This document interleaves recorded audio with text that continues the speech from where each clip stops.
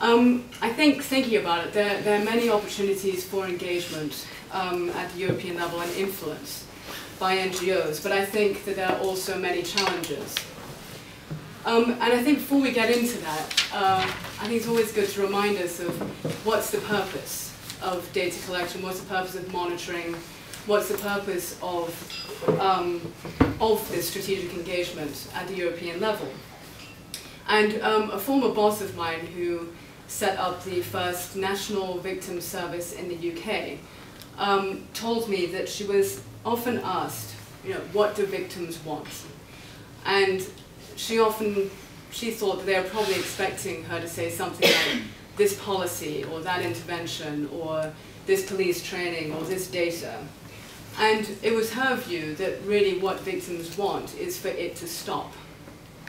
So whatever it is, the hate crime, the harassment, the crimes against them, to stop it happening.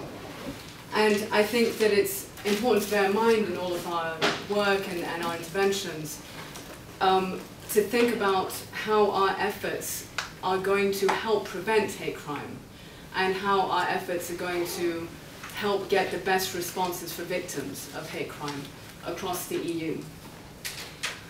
So what are some opportunities or what are some of our experiences in terms of these strategies or platforms for engagement? Well, since I'm from the OSCE, I'd obviously like to mention and talk a bit about our annual hate crime report and our other activities in this area. And many of you will know that since about 2005, we've produced an annual hate crime report. The purpose of this report is to give the information that we can about the prevalence of hate crime, but really what it does is it gives an idea of state responses to hate crime, the state's figures, official figures on hate crime, and certainly from the NGO perspective, it gives us an indication of hate crime in states where we may not get any official data at all. So I'd say instead of giving a view about the prevalence of hate crime, it really gives a picture of who is reporting what is some of the nature of the cases of hate crime, and unfortunately where the big gaps in data collection are across the OSCE region.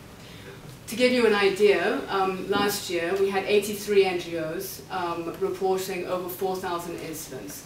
And I have to say that over the years, certainly the quality of the information we've received, the specific information we receive has greatly increased.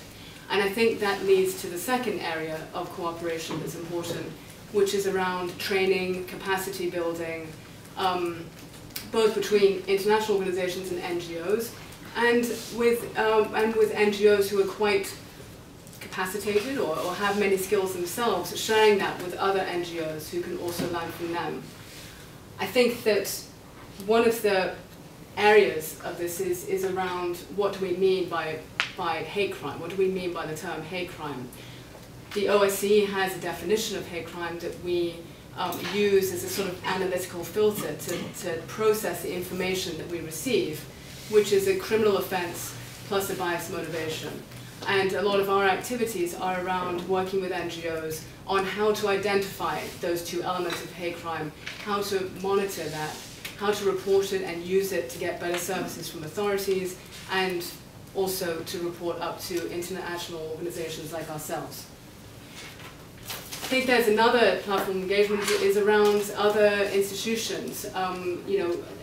FRA and ECRI, INA, EU are doing loads of work in this area. And I think that there's some great examples of cooperation. I think this project that we're all here in Brussels, the experts and NGOs are here to be involved in, is an excellent example of that kind of funding to provide the opportunity to get these guidelines on monitoring. And that would be a case in point, I'd say. So what are some of the challenges? Well, we know that many NGOs are operating in very challenging environments. That could either be because they may not have many resources themselves, they may be working with public authorities who have a limited understanding of what hate crime is about, they may not be collecting their own data, some states don't collect data on hate crime, which makes it difficult for NGOs to engage and make the case that there is bigoted, targeted violence that's going on in these countries. And I think that there are no easy ways to address these issues, and I'm certainly not going to try and give you the answer here, but I know that there are people in the room who have ideas and who have direct experience.